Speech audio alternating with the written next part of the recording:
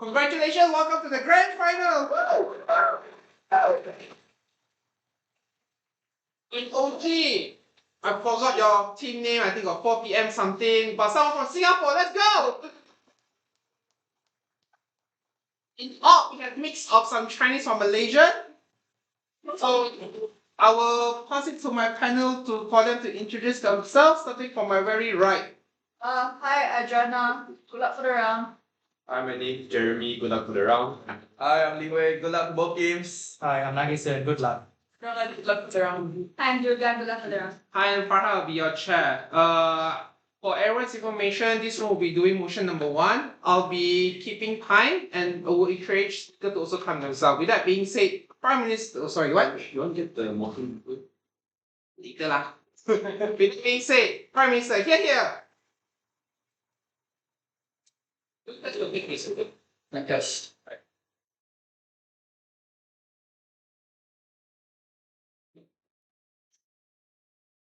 The erosion of the rule-based international order, as you know it, has accrued as a product of the cowardice of the countries of the world to the tyranny and flagrant abuses of influence to demean, to bring to ruin and disadvantage smaller countries who are defenseless and cannot protect themselves. We think that the time to end that current relationship of abuse and tyranny is now. We stand on the right side. Phase 2. 3 arguments. Firstly, why the majority of these large power blocks are waning in influence. Secondly, what the economic benefits of realignment and strategic autonomy. And lastly, on benefits to international relations. But first, lots of setup. Who are we talking about in this debate? I think these middle powers may not be superpowers like Russia, China, or America, but they may be still middle powers that still exercise significant amounts of regional influence. This could look like countries in the EU, countries like Canada and France, could also look like countries in ASEAN as a bloc. What does exercising strategic autonomy mean? 3 parts to this. The first is a reduction in your dependence and leverage on large power blocks. What could this look like? It could look like reduced economic reliance by redirecting trade flows internally to neighboring countries. It could look like also a reduced reliance on American or Chinese currency. It could also look like reduced military dependence and acquiescence.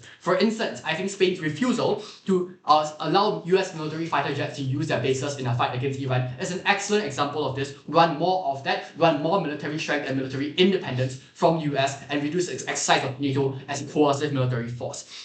Secondly, this could also look like the strategic attitude many of these middle power blocks take in relation to these large powers.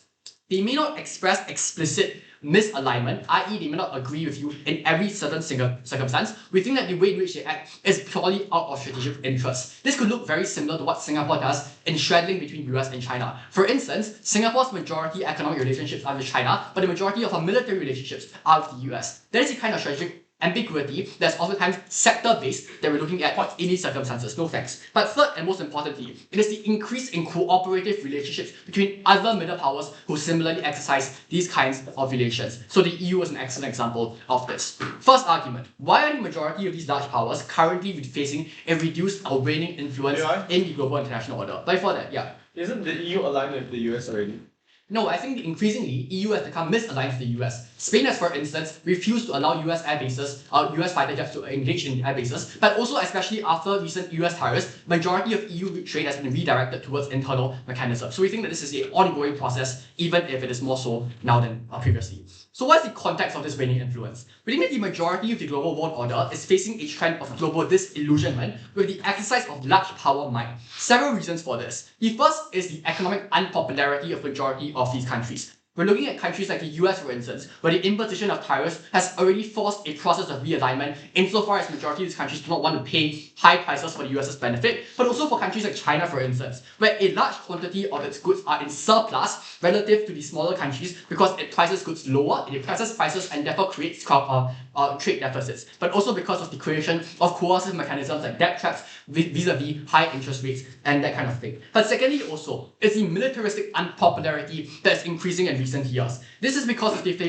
flagrant disregard of the norms of law and order that is currently being exercised by the majority of these large powers. See, for instance, US's war in Iran, its extraction of the Venezuelan leader, etc. But third and most importantly, there is a strategic realignment due to the existence of big power competition between countries like US and China, which creates increased incentive or increased reliance on having more allies around you in order to be able to win that kind of dualistic competition. There are two implications of this that should lead to outside the house. No thanks. The first is that there is a reduction in the punitive capacity of the majority of these large power countries insofar as they're desperate for individuals to engage with them, but also because a large amount of trade has already begun in the process of rediversion towards internal mechanisms, but also secondarily as a result, there's an increased willingness to acquiesce to large and important middle power blocks insofar as they're desperate for allies. So this therefore suggests that in the current climate, even if there is a realignment, the extent to which you're able to punish middle power blocks as a result of this is fairly low. First argument, why are there economic benefits to strategic autonomy vis-a-vis alignment? The first is the insulation from economic arbitrage and rent-seeking abuses by the majority of these large power countries. Why? It could look like things like diversion of trade, for instance, or reduced reliance in the currency of these particular countries, which therefore protects you against two specific things. The first is unfair trade relations, as I've characterized earlier, but secondarily also things like exploitative economic policies like tariffs, which explicitly benefit the host country in particular. But also conversely, no thanks, you're able to get better deals down the line insofar as your economic dependencies are increased and you're therefore able to bargain with them on equivalent terms insofar as the large power also has an incentive to gain access to your local markets, for instance. But secondarily also, we think that there are more importantly massive benefits to cooperation between middle power blocks. Several benefits. The first is that many of these countries have different specializations, meaning they're able to cross-pollinate and serve each other's needs. But secondarily also, there's a view of geographical proximity, which increases the ability to create strong supply chains and dependencies of one another. The final and most important reason is the ability for these middle power countries to harmonize, because many of them have the same geopolitical and economic interests. Many of the countries in the EU, for instance, have similar labor interests to create the common labor market, for instance, which therefore allows for the harmonization of policies, which increases the extent to which investment and R&D is able to flow into these countries. For instance, the EU is an investment sinkhole relative to other countries around because of this harmonized policy making that happens on our side of the house. So we want more of this good thing that happens on our side of the house. What does this therefore result in is the increase in benefits for the majority of these countries. But secondly also, we think that the benefits to international relations as well. The most important reason for this is the strengthening of international organizations. Because notice the comparative of alignment that they have to defend on their side of the house is giving majority of these countries a rubber stamp. It's aligning yourself to every single policy that's being made by these countries. That is the burden they have to defend. Comparatively, you're able to be more willing to refuse and misalign and therefore challenge and generate discourse as a result of your refusal to accept and give a rubber stamp to these policies. For instance, it could look like increased discourse, increased amounts of vetoes that happens in the United Nations that increases the ability for this to serve as a check and balance against the majority of these flagrant abuses of power. We think that the majority of these large power countries are willing to cooperate, given that there was an increase in leverage relative to the increase in size of middle power blocks insofar as they cooperate more, given the fact that, for instance, the US is also relatively dependent on having external military bases to increase its militaristic reach in countries like the EU, in areas like the EU and countries like Spain and the UK. But secondly, also because they want economic access to larger global markets, especially because they are encountering competition. For all of these reasons, very proud to propose. In the speaker for the fine speech, I apologize for the timer. With that being said, hello.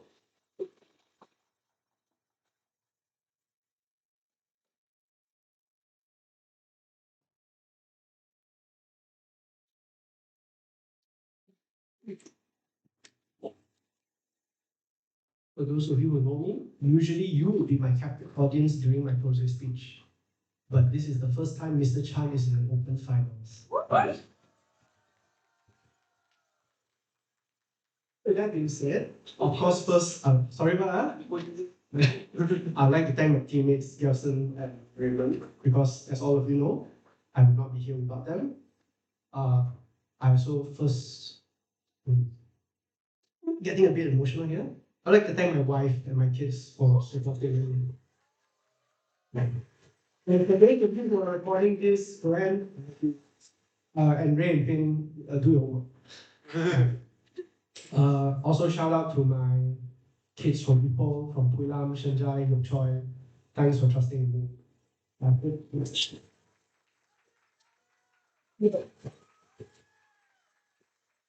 It doesn't matter if I lose here because I've already won by being in the finals. But let me win lah.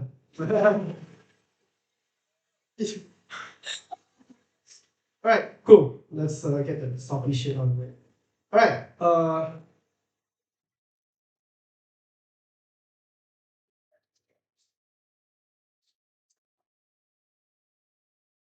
starting pitch in 3, 2, 1. So why is it that the actor in this debate is probably the best one to go into it, right? Because first of all, the reason why they are likely to go into it well, because first of all, we have to understand that these kind of middle powers have the resources and the expert to make this kind of decision properly, right? So what I'm going to explain is what side opposition is fine with, right? We're fine with aligning at the very start of whatever it is, whoever that we want to go with, right? So the reason why here, one more other thing that we want to talk about is that strategic autonomy doesn't necessarily achieve what they want to get in the first place, right?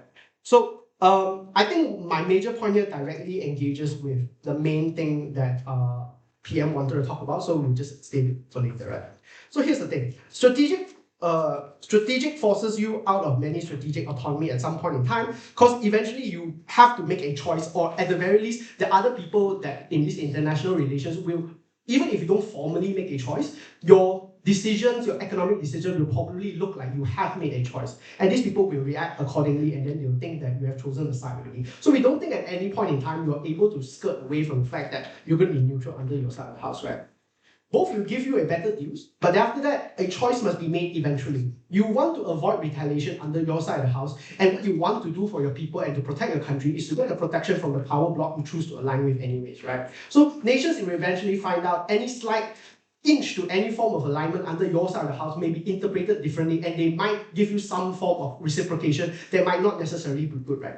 We don't think, and also because you want to do your strategic alignment, what you present yourself to these kinds of power blocks is that you're an unreliable partner, because you can flip anytime and they can't risk anything by giving you too much leeway or give you good trade deals due to your neutrality. You will never be seen as a friend, you'll always be seen as a potential threat, and at the end of the day, your middle powers means that you have the potential to grow into a possible superpower that paints a target on the back, on your back. And that means that under the other side of the house, they're probably going to be somewhat vulnerable to these major powers, right? So towards my main point that engages with PM's speech, right? POI. Yeah, sure, let's get that out of the way. So are you really going to say that you're willing to depend on the goodwill of these larger powers by giving economic leverage to them? In international relations, you only trust those other major power blocks as far as you can throw them. Of course, we're not just going to think that, if I cozy up the US, Trump is going to treat me good. No. Of course, we will have policies in order to insulate ourselves from this. Any good state, any good government knows that, right? So, the main point here, let's take a look at what, this is a bit of characterization of what middle powers here actually look like, right? You're more likely than not going to be part of you're going to be geographically proximate trade partners in a region of the world. So because you're a middle power, what it looks like is that you're probably, because you have gained so much influence and military resources and economic resources to leverage to be considered a middle power, it more likely than not looks like you're a nation that is very powerful already. And usually, because of your economic strength, you are going to be an advanced economy. Usually, states with advanced economies are usually ones that are already outsourced or moved away from very life-sustaining sort of industries such as your agriculture, your water processing, or your water refinement. So what happens is that, more likely than not, you're going to outsource it towards your poorer neighbors. You're going to use your neighbors you form a symbiotic relationship with your geographical partners, with your border partners, who are probably the ones who are going to provide you with your food, provide you with your logistics, provide you with your labor, provide you with your water. So, the middle powers are going to be... Yeah. So, middle powers have leverage against major powers, but your smaller neighbors might not be able to weather bad trade deals, etc., or form of targeted, I wouldn't say sanctions, but targeted economic actions by these kind of larger states, right? So these major, they're going to target the more vulnerable neighbor state to get to you. They might not target you specifically, but they can target them, and then they cannot protect themselves. Now, what happens here is that when they are unable to protect themselves, they lose the capacity in order to supplement you, in order to, not say finance you, in order to help you be the effective economic partner that you want to be, or to be the middle power that you have to be. So in other words, they have a potential to diminish you by attacking the people that are vulnerable towards you, that sustain you, which are these neutral powers, right? So here are the reasons why under our side we protect the principle of reciprocation, because you scratch my back, I scratch your back and you scratch mine, right? So you have to protect them. There's a degree of guardianship here. Also, the probability of a shared historical culture of these kinds of middle powers here, because usually in these kinds of things, you're going to be in a region in which that you probably were a country at some point in time, or that there were probably shared religious ideals, or a shared form of economic, or that you were part of the same country, or something along the line fractured down in the line of history, right? So because of that, you probably have people, like families in your constituents, that are already in these other states. So in other words, there is a degree of reciprocation, there's a degree of guardianship that these middle powers have towards their neighboring countries that help sustain them. So other than the practical fact that you have to protect the people that are providing you food, providing you manual labor, providing you water, you also have an obligation to protect the people that probably look like you, that probably have shared history with you, and probably people from your own country, right? So what's the comparative here, right? On government, you become much more vulnerable when your neighbors get attacked, because I've already said that they cannot protect themselves, they are more likely to be vulnerable, and they don't have any form of, they probably aren't able to retaliate against these kinds of attacks from major power blocks. And if under their side, I don't think that if you were strategically, if you want to become neutral, you aren't able to protect them, because protection here would mean that you're going against them and you're unable to protect your partner. So the burden that I'm casting on government here is telling me that how do you protect your neighbors if they are the ones who are, if protecting them means going against these economic superpowers. At least under our side, if we choose a side, the likelihood of the side that we choose to protect us is much more higher under their side. They don't have any form of external protection from major power blocks. At least on our side, we do have that right. So the benefit that comes from us is that we gain protection by proxy. We also get good relationships with our neighbors because they understand that, you are protecting me. So the improvement of relationship between these neighboring countries and the middle power that we're talking about here is going to strengthen relationships. It's going to strengthen the trade deals that we get. The symbiotic relationship grows much more stronger, and the middle powers are able to sustain, if not also improve their already middle power to begin with, right? So in other words, the insulation from harm under our side of the house is comparable to the side of government. Thank you. How to define DPF?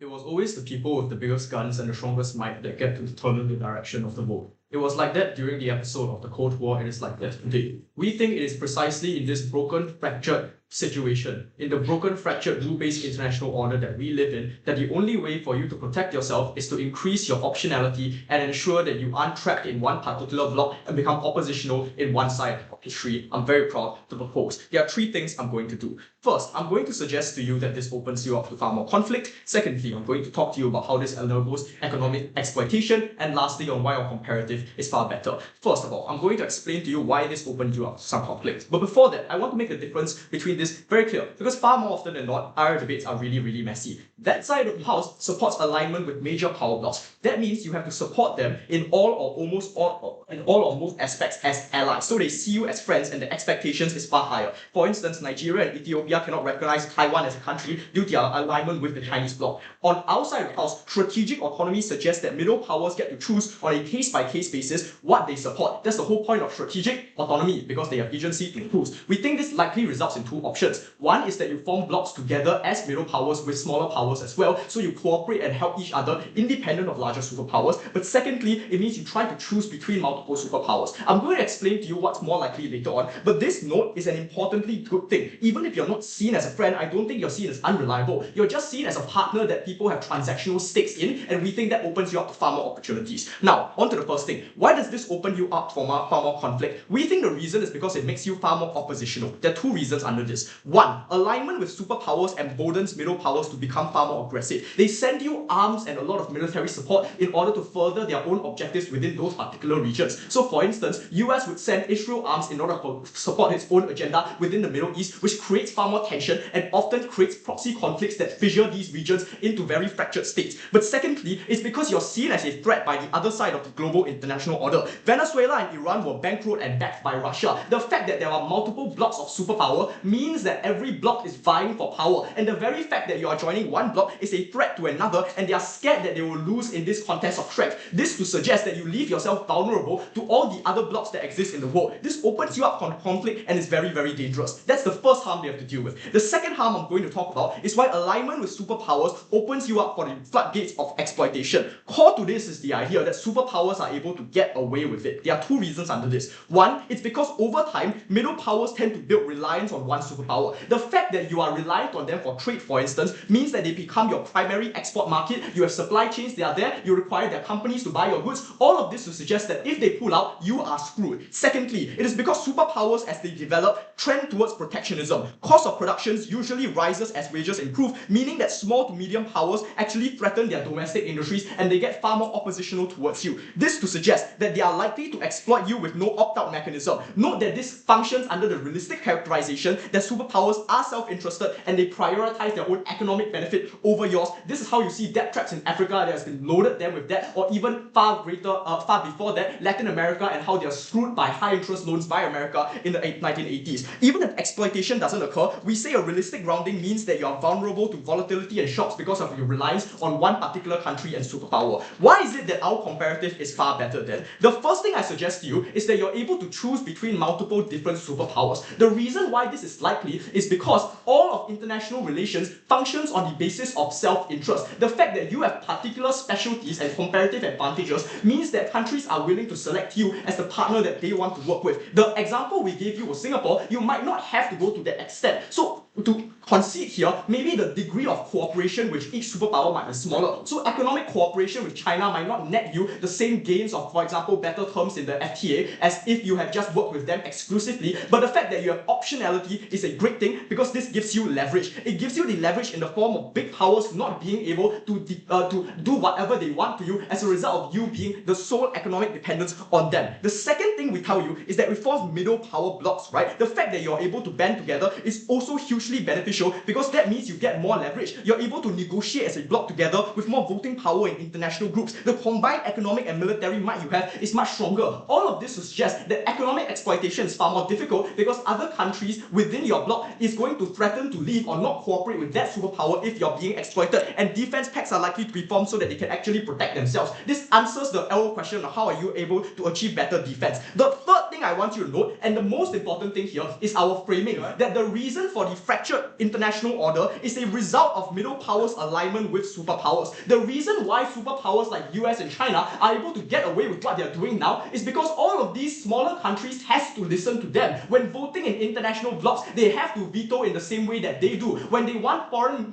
policy objectives, all of these middle powers also support them in whatever they do. This is to say there are no consequences for their action. When middle powers stop aligning themselves blindly with these superpowers, what you get is a weakening of these superpowers, meaning they further lose the leverage needed for exploitation and harms. Before I move on, yes. What happened to the non-aligned movement during the end of the Cold War? What, sorry? What happened to the non-aligned movement at the end of the Cold War? The non-aligned movement at the end of the Cold War. I haven't taken history in a long time, I don't know, man. Final thing. What we're going to establish to you is that even in the cases in which you're unable to choose between multiple superpowers, so you don't have the opt-out mechanism that creates competitive incentive to treat you well, we suggest that that's still a really, really good thing. And the reason is because so long as you are in a bloc together, you get more favorable terms. And here's the distinction, right? Middle powers and smaller powers in your region have a far better incentive incentive to treat you well compared to superpowers. What superpowers want is national interest, and they don't have an incentive to try and treat you well. They have an incentive of short-term economic exploitation because they're already developed countries and they need that money boost. Comparatively, when you're in the same region as these middle powers, you have an incentive to improve them because those are the places in which your supply chains lie. Those are the places in which tourists are likely to come from, or like workers are likely to come from. We say that middle power groups have a huge incentive to work with each other and protect each other in that manner that you don't get with superpower collaboration. This also means diversified supply chains. They are likely to be shock-proof, which means that you have far more stability on outside of the house. What is the bottom line here? The bottom line that we established to you is that support with superpowers doesn't give you the guarantee that you want. It means that you get far better capacity and efficiency in terms of trade and protection, which means that you're able to get all of those impacts far faster.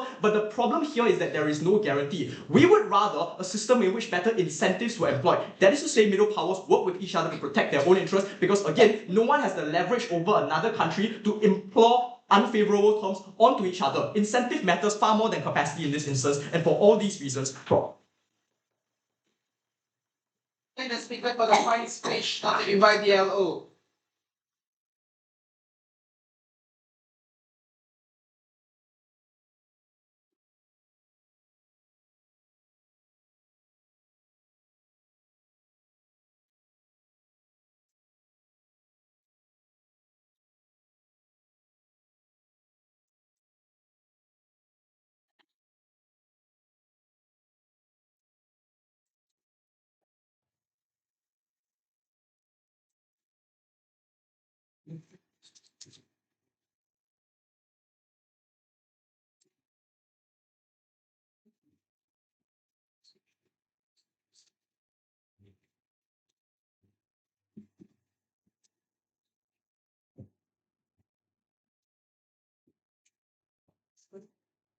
That's a slow case.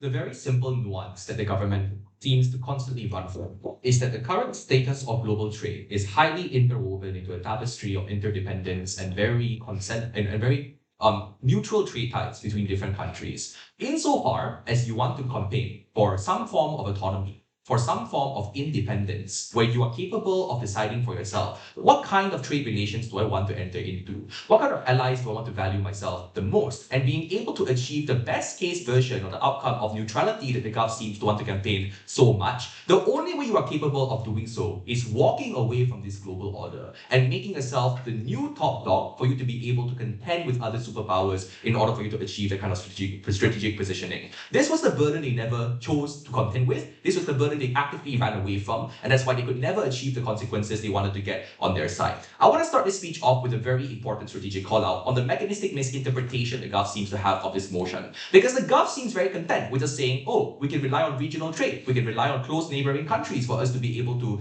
rely on each other on resources. So the question I want to ask here is the pivot towards strong regional trade ties exclusive to this debate? We told you no, because the exact same benefits that they explain in terms of regional geographic closeness or being able to unlock things like comparative advantages between your neighbors as well are all existent on both sides of the round that you are likely already opting into as a middle power country. So this means that the ability for us to do things like have trade ties with the EU or the UN, the EU or ASEAN are intrinsic towards global trade inherently and is something that is not inherently exclusive towards the Gulf. But the inclination of the strategic ties, however, is the fact that you are still interdependent with these kinds of countries. That ASEAN as a collective, for instance, does not operate with much autonomy when it comes towards the countries in it, because the countries are constantly locked in a state of paralysis because they have to actively decide on a consensus basis whether or not they are okay with each other taking particular positions or taking particular actions. This is also why the exact same autonomy that they want to push for on their side actively is contradicted by their own participation in regional trade. Of course, I am not saying the burden that they have to defend is withdrawing from the regional blocs or withdrawing from ASEAN or the EU, but it also means to say that they cannot defend that the participation in these regional blocs is the only thing they have to defend. The burden of the Gulf was never just to defend participation in ASEAN, because that in itself to them was never going to be enough. Interdependence is the exact antithesis towards autonomy. And the way in which you have to campaign for autonomy is for you to look at yourself on an individual positioning as a nation state and have to defend and much more, about doing much more in becoming the next top dog contender for you to be able to unlock the best deals, the most strategic trades, and even if maybe you are not the best in the world, you are someone who is able to compete with the best in the world, because that is the world in which you are able to act with the most freedom on their side. This is the campaign that they had to push for. Why was this damning towards them? Because their process analysis on the ground assumes autonomy is able to be fulfilled before your ulterior motives are actively revealed. John gave you plenty of unresponded reasons as to why. The current global trade and supply chain means to say that the ability for you to get stronger ties with other kinds of nations in their own process as well, of trying to unlock better trade deals with these smaller nations, or trying to expand stronger deals with like your trade network, also means that it also affects the trade ties that these countries have with these other global superpowers as well. So that means that if the US already has a really good trade deal with a particular smaller nation or a particular smaller state, you are unable to be able to establish that level of autonomy or that level of independence in terms of what kind of in terms of being able to approach that nation with a better deal, unless you're able to get this country to actively trade off the benefits that they have, the current benefits of the current deal that they have in a superpower in exchange for a trade in exchange for a better deal with you. This also means to say that in order for you to be able to pursue, to increase the amount of independent strength of your country, and to be able to call yourself someone who is able to dominate the current space trade, to be able to the trade space, to be able to dominate current strategic ties with other countries, and to be able to choose with the most freedom how exactly you want to act as a country, this more strategic positioning for yourself is something that is also going to actively contradict and will have to make you actively compete with these larger superpowers as well, placing a target onto your back and actively attracting much more animosity. This is fatal analysis, because every single thing that they explain about about pushing yourself into needless conflict and stuff like that actively pins you even in the time before conflict even happens. Even if this was a time where the US and China were not at odds with each other, even if this was a time where maybe it was less polarized, for instance, the fact remains that the rise of US and China, both for instance being superpowers, and the introduction of a new challenger of someone who wants to actively hijack these trade deals and the interwoven establishment of the supply chain, means to say that they now actively have their eyes and targets on you. This is unstrategic, and is something that is going to inherently lead towards an inevitable conflict that you are unable to win because of your current state as a middle power nation. Before I move on, Are you seriously suggesting that China ceases to engage with the EU in trade insofar as you exercise strategic autonomy? No, I'm saying the goal that you have with strategic autonomy is for you to hijack China's current relation with EU. Because if you want to have the best relations with EU to be able to pursue the best forms of autonomy, which is basically what autonomy means, the freedom to act in the way that you want, you have to also ensure that other nations are less dependent on these superpowers and more dependent on you. This is the mechanistic burden that you fail to defend. But the other thing I want to ask as well is whether or not neutrality is actually achievable on their side. Because everything that they I want to question this, right? They seem extremely happy to debate this debate in a context where of active conflict. Why is it impossible for you to therefore achieve some level of neutrality if you want to pursue strategic autonomy? First of all, the very same nations that actively trade and interact with you, for instance, and these superpowers are also going to look to you as a level of as a middle power country with a strategic and a significant level of influence for how exactly you are also looking in terms of global position. This is because regardless of which side of the debate that you are on, you are going to be a significant sphere of influence that these superpowers are going to vie for. Which is also the reason as to why I want to note this is why Gulf case is overwhelmingly uncomparative and vacuumous. Because the analysis of both PM and DPM is thus stock analysis for why relying on a singular party or why relying on this the potential bully is bad. The problem is those potential bullies don't disappear on your side either. The US and China are constantly pressuring you to actively push for an answer. And that's why when every single time that you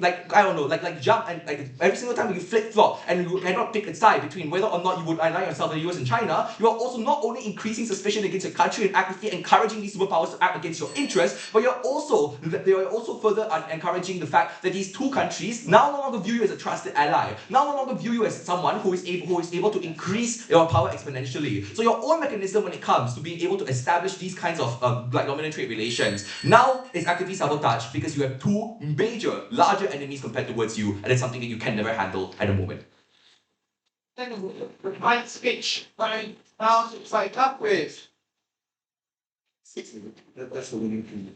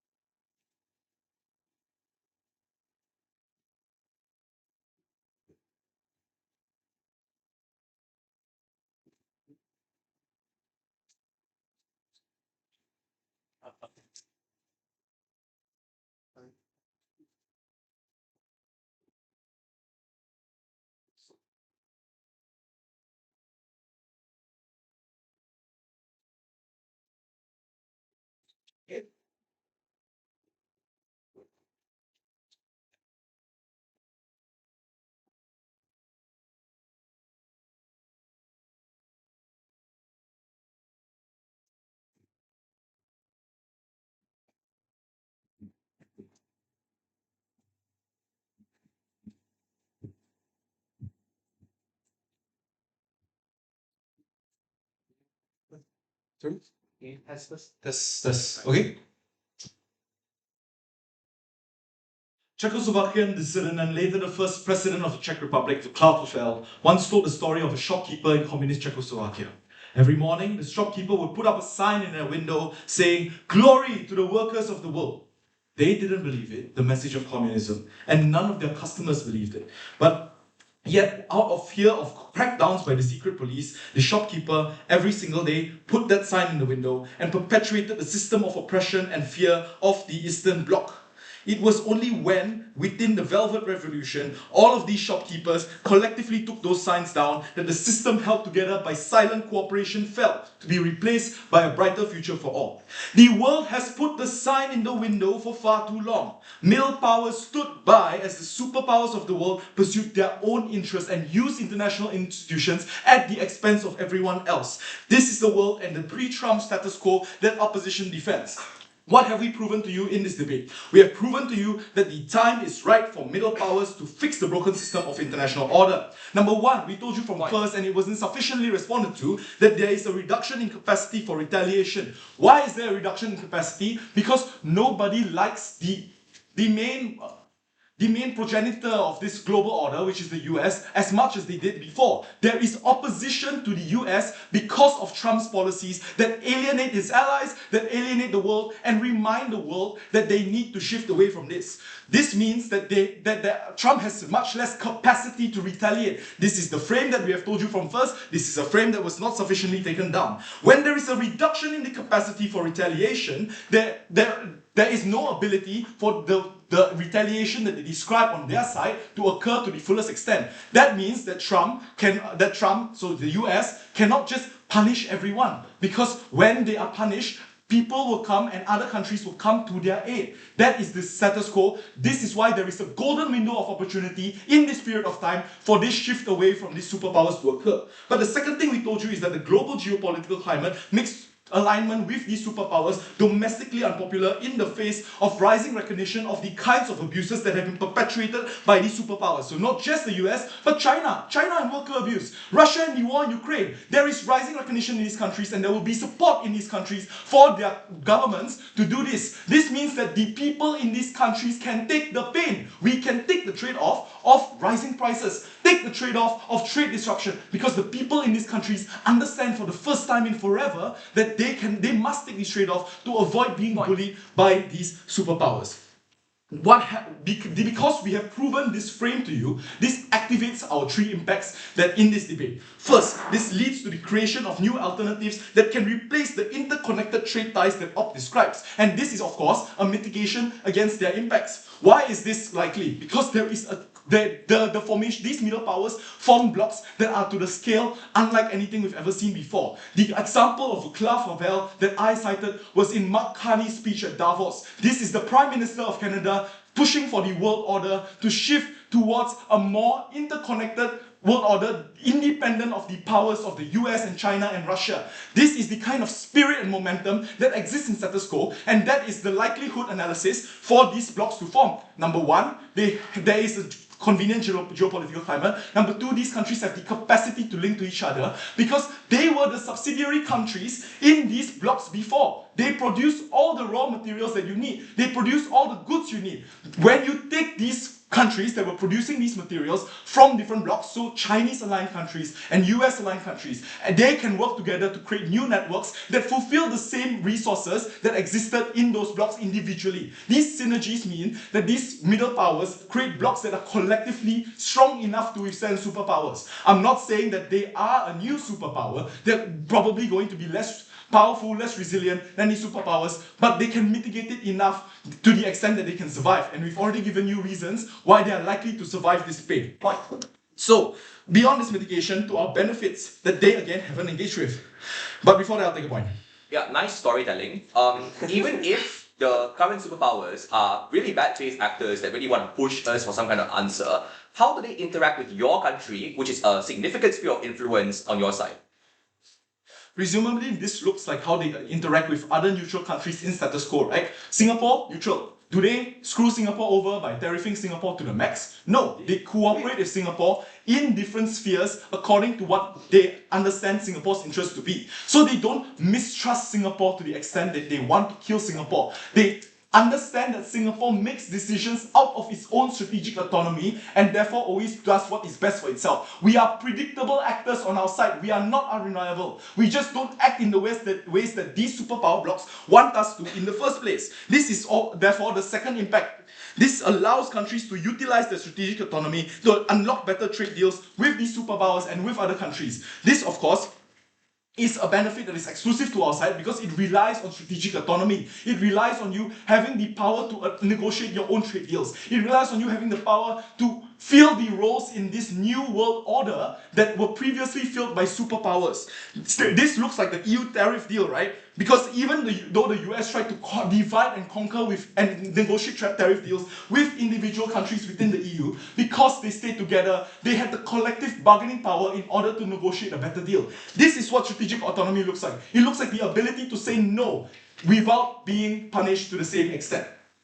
Finally, this is an opt-out mechanism from decisions that you disagree with. This is especially important because look at what is happening now. Iran is happening now. The fact that over the past 2 years pre-COVID, there was the ability for these countries to pursue strategic autonomy. So note that what we're defending is therefore things like the UK moving away from the US, not to an oppositional position as they would like to paint, not to a position where the UK tries to fight the US, but to a position where the UK is able to make independent defense decisions from the US. That is why in the Iran war, there were no UK boots on the ground. That's why in the Iran war, there are no UK warships in the Strait of Hormuz. That is why Spain can turn down the ability of US forces to use their bases for this war of that is unjustified by international standards and is incredibly cruel towards the people of Iran. These are the benefits on the outside of the house. We think that the pain that is described doesn't occur to the extent that they try to paint it out to be. Our countries on our side won't die. What we concede is that these countries will suffer,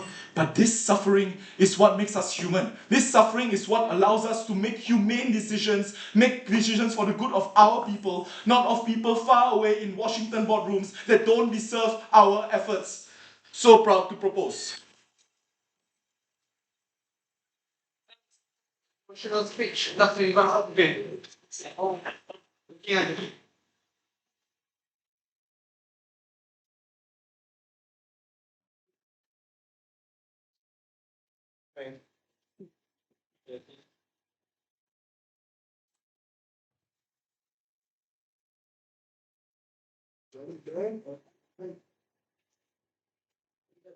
This recording, right?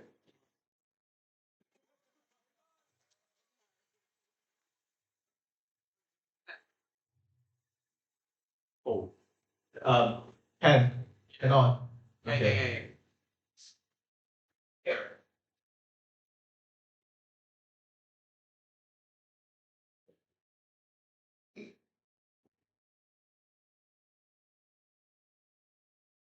This team lives in two different worlds. A world whereby China and the US are coercive and exploitative and exercise significant economic leverage over a lot of countries right now, but it's also the same world where middle powers are somehow given the luxury and privilege of time to be able to develop regionally to be independent and strong. As this team concedes, they are weaker, so any attempts to even detach from them will be met with retaliation. The UK and France rejecting the US invitation to partake in the war on terror led to substantially more distrust that led to substantially less a reduction in US trade that also harmed a lot of these nations in the first place. I want to just note a lot of the arguments about waning. Their argument here is that a lot of these nations are unpopular now. Yes, they are unpopular, but they are still economically very strong and influential. Malaysia just signed a deal with the US to be able to reduce tariff, alongside many EU states also. China has developed economic systems by penetrating into key regional industries and markets already, which means that even if they are unpopular, they are economically as strong as ever to be able to influence the decision-making capacity of nations. So maybe they're not popular, but they're able to exercise a significant degree of economic chokehold over middle powers. They say that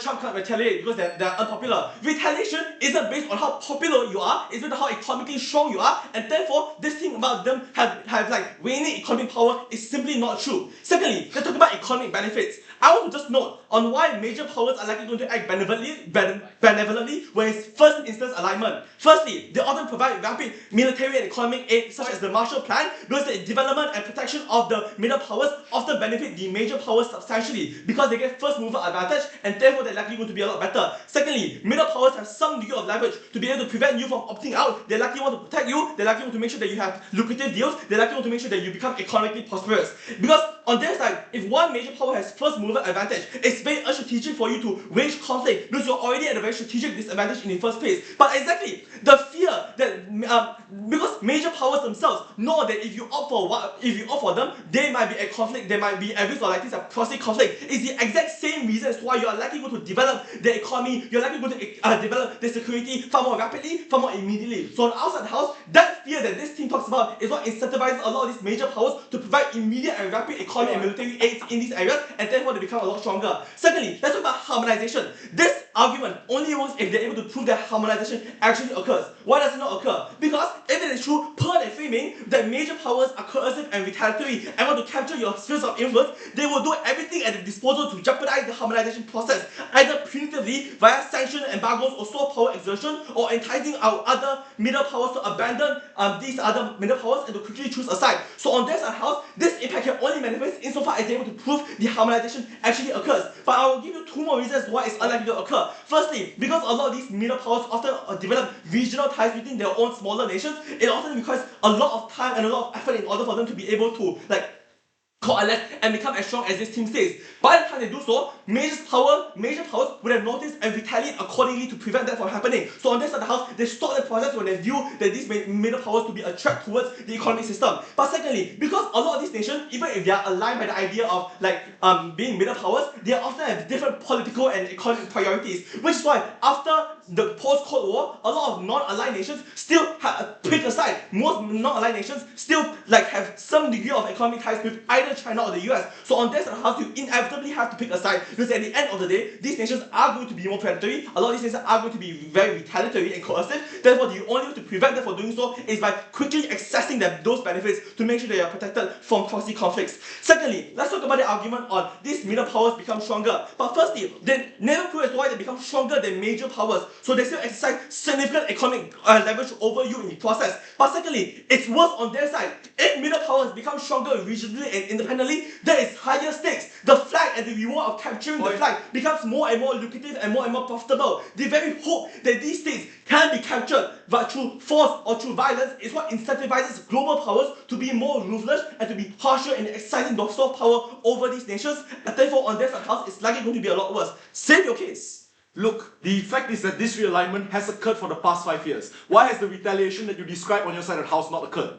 No, it has occurred already, which is why on your side of the house it's going to get a lot worse because a lot of these nations become economic conflict zones, economic battlegrounds in which a lot of them wage conflict via these middle powers. But this team wants to be like Singapore, but that's the worst idea possible because whichever major power exercises even marginally more influence over Singapore often controls ASEAN by proxy. So on their side of the house, they still want to make sure that you control those nations by hook or by crook. So inevitably, they have to pick a side on their end. They say that they want middle powers to be able to collaborate with one another. It's unclear why this process is likely going to be successful because being non-aligned is not strong enough as a binding glue as nations themselves have different priorities and often those priorities might collide with one another. Because if India has an agriculture industry, for example, Brazil has a similar agriculture industry, which means that on their side of the house, often there are economic priorities that overlap between one another and therefore often collide with one another in the process, and therefore they're unable to be able to ensure that these nations even commit to these things in the first place or able to devote themselves towards these things. But secondly, this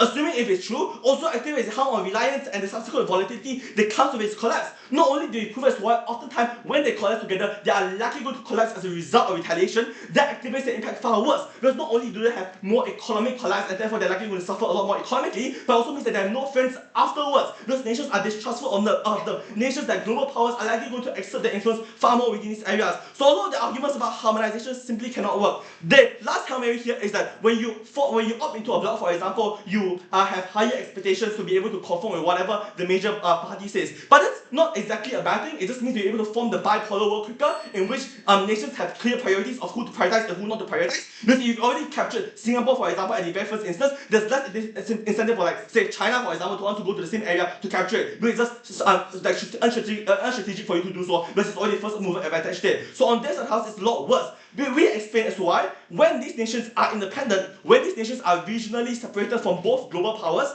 they are the ones with the highest amount of stakes. They are the ones that determine who wins the war, who wins between China and the US. On their side of the house, the incentive for them to be bullies, the incentive for them to be coercive would remain the same. But on their side of the house, when you grow the economy, when you make yourself independent, when you detach yourself from them, that is where they're likely going to be a lot worse when it comes to treating you. But worse, it also means that they lock you into more exploitative and more vulnerable and more exploitative and more coercive contracts because they view you to be unreliable. On outside the house, the idea that you're already aligned with them means that they are going to treat you far better because any development of those middle powers also exponentially benefit the economic and security prowess of these major nations. So on outside the house, not only do you get better negotiations with major powers that are likely to act benevolently, but you also get far quicker economic and security development in these areas, thereby dislodging their ideas about conflict occurring in those regions in the first place. Point speech. Not to reply to summarize of the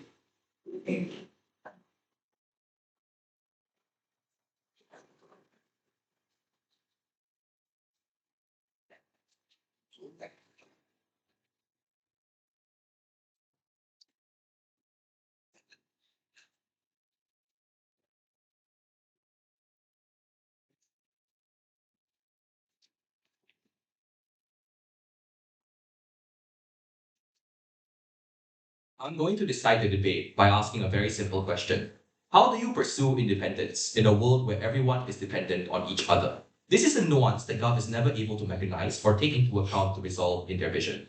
We answered that question for you in two ways. Firstly, the global supply chain is structured in a way where full domestic production is impossible and impractical. This means that in order for you to be able to achieve independence, or at least functioning like level as a country, you must also still trade with other countries and therefore rely on the output and imports you get from other countries as well as exports you get to buy stuff from other countries to get your resources regardless of which side of the debate you are on. Freedom, therefore, looks like your ability to maneuver this global trade dynamic to negotiate the deals that you want or the terms that you want. And the only way for you to be able to do this is for you to be the dominant individual in the negotiations, is for you to be able to ensure that the trade partners you enter into discussions with will always strategically align with you, will always be able to comply with your best term negotiations and your best terms that are greatest and optimal for your country. This is what allows for you to be fully autonomous of other countries and to not be dictated by the whims and winds of other forms of other countries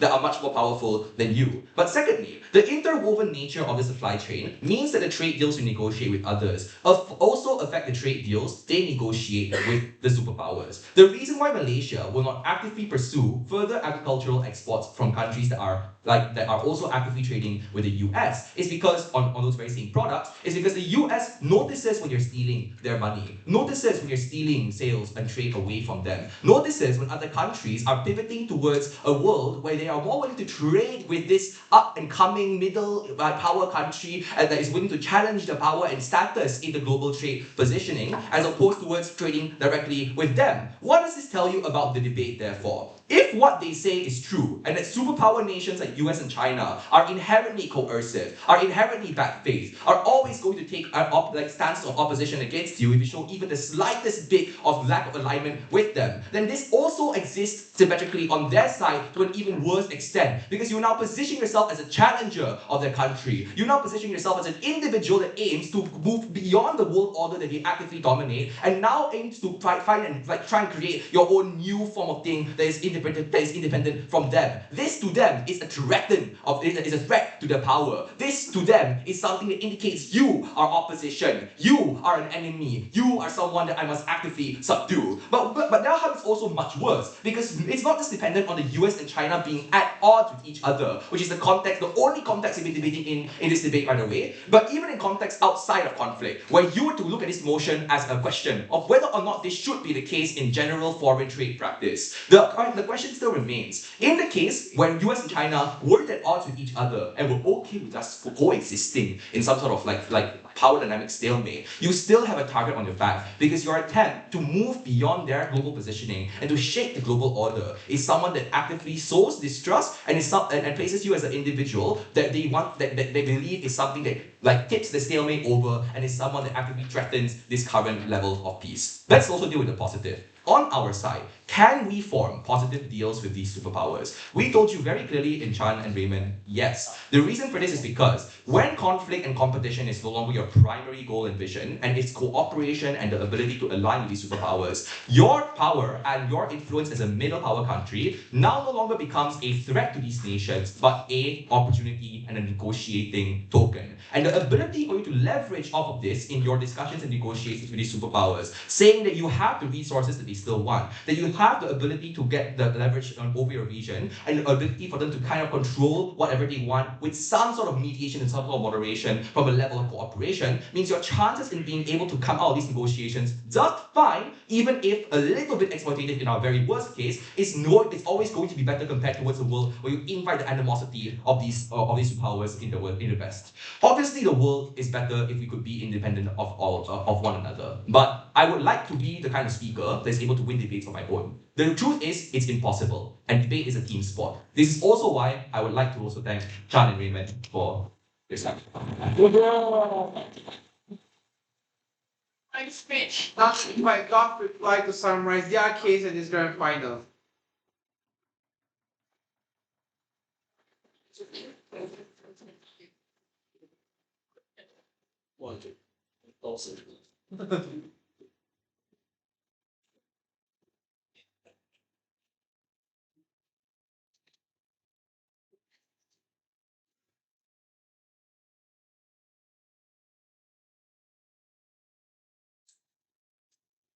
Debate is a team sport, but never in my life would I ever choose to peg my debating career on one particular teammate. Never in my life would I choose to rely upon one particular super debater in order to achieve success in my debating career. I will always seek to find new partners, new team chemistries, and new ways of debating that will interest me like never before. This is the core of our case, that when provided optionality and leverage, superpowers no longer have the ability to exploit you, and you now have the ability to find far greater opportunities and economic benefits with other middle powers. There are two things throughout the debate that they never actually dealt with. The first thing they never engaged with was on our mechanism as to why strategic autonomy is not possible. This team's case really boils down to a negative stand to suggest that superpowers are big and scary and they're going to retaliate against you. But we brought to you numerous things that sort of counter-push against that. The first thing we established to you was that these countries were deeply unpopular. The logical conclusion of this down our bench was that the process of realignment has already occurred for a very, very long time. The Liberation Day tariffs were not something that were unexpected. The moment Trump got his second term, countries tried to align themselves with other middle powers and form stronger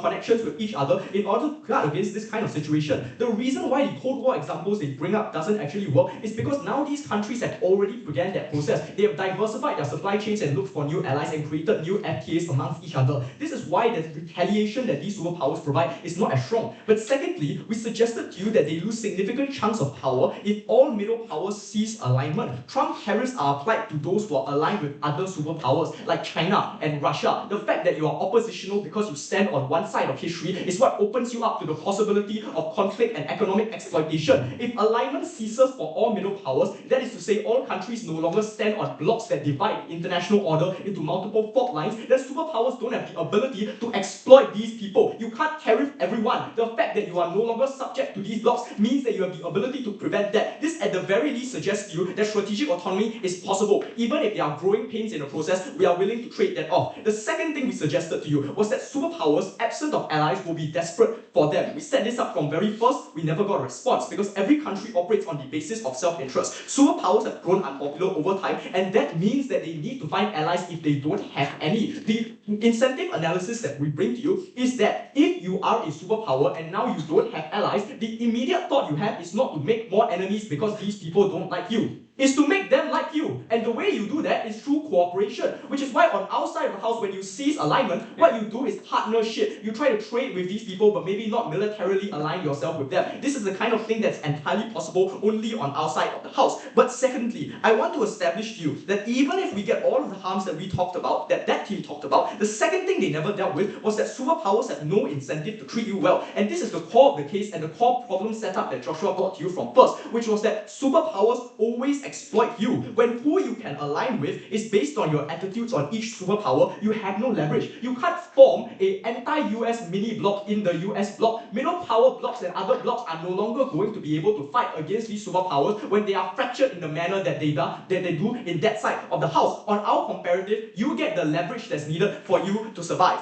I had a lapse in memory, but I remember what happened in the Cold War now. Superpower intervention resulted in proxy conflicts like the Korean War, like the Vietnam War, like the Yom Kippur War. Eastern European countries in the Soviet bloc were left to die after USSR dissolution, and they were exploited even within that period. Latin American countries that trusted in the US got loans that had interest quadrupled after the Nixon shock. Trust in superpower countries blindly never has resulted in anything good historically. If you listen to the kind of rhetoric that they engage in, you realize that the outcome that this team pushes for is the Cold War, is the exact same brinkmanship that resulted in the CMC and other forms of harms that almost ended the world. When you are able to detach and divorce these countries from their reliance on superpowers, you don't get this kind of tribalistic competition that leads the world to end. For all these reasons, I'm incredibly proud to propose. Let us begin with the grand speech and for the grand final. Let's give a palm of hand for them. Woo!